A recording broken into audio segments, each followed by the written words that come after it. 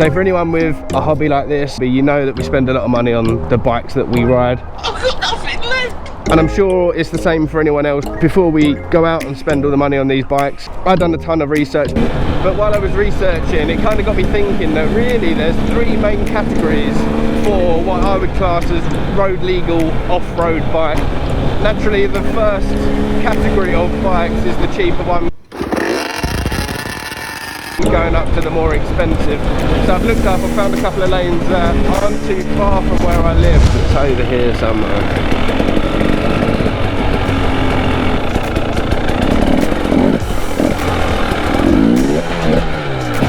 But this is definitely a green lane. We've had a couple of jeeps or something come down here. Oh, this is cool. I hope I'm going the right way. The first category of bikes, I would call them the safe testers. They're the bike that you can get without spending too much money. You know they're going to be safe, they're not overly powerful. So they're safe, they're perfect bikes to start on. But what are the actual bikes and how much do they cost?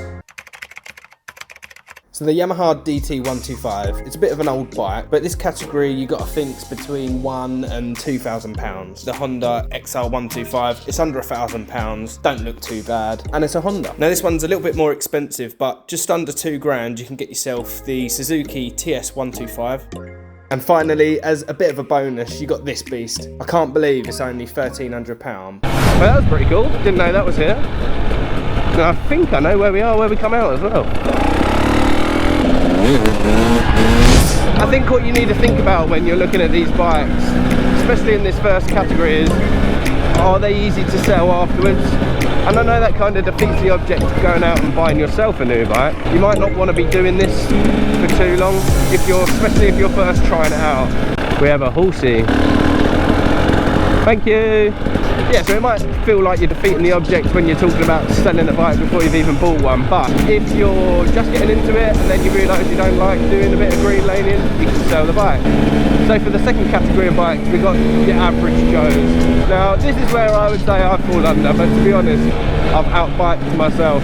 The name average Joes makes them sound a little bit rubbish really. The types of people that are going to fall under this category takes up the majority of riders, I would say. Now I've always been a Honda guy, so for some reason this bike is my favourite on the list. Might not be the best, but it's my favourite, and it's the CRF 250X. It's not a bad price to be honest. And the same again, this is just the Yamaha version, but the WR 250F, and probably the better bike for your money, but just an older KTM EXC 250. They're all looking at me. Hello! So from looking on Google Maps, this lane kind of bends off and then there should be a little turning, but we shall see in a minute. Oh my god, that's where I bought my truck from. I know exactly where I am. So this is where I get all excited, go too fast around the corner, kaboom, straight into the front of a car. Do I want to go down there or not? Finally, the last category of bikes, I would just call them old-timers. They're probably brand new bikes, but they're not called old-timers because they're old bikes. I call them this because the experience needed to ride one of these to their limits takes a long time, making you old-timers. Even though I wouldn't say this is me, I still have the bike because I just wanted it, I like them, whatever, it is what it is. KTM EXC, the 300 TPI. Then to be honest, there's not much difference between the next type of bike. The level that you need to be at riding these bikes, you're just not really going to have them for the green laning, but you've got the Beta, or the Beta, whatever it's called, 300. You've got the Gas EC 250, and then Husqvarna's version, but to be honest, the Husky looks the best out of all of them. So here we go, another lane I have not tried out. No vehicles that way, it says. I take it this way is the right way. Yeah, look at this, it's nice and wide. People have been down here recently. Thank you, mate. Oh, it wasn't a very big lane, to be honest. I'm letting you go, mate. Because I've got a helmet on, people don't know where to look. You can't tell that inside I'm smiling like a big child. So this is the last lane of the day. I'm pretty sure this is where it starts, just at the end of this road.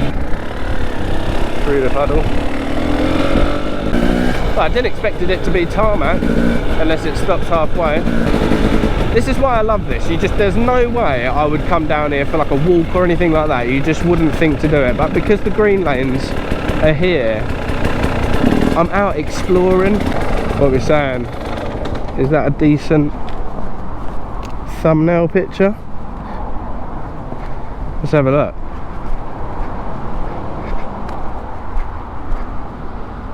Yeah, it's got to be done.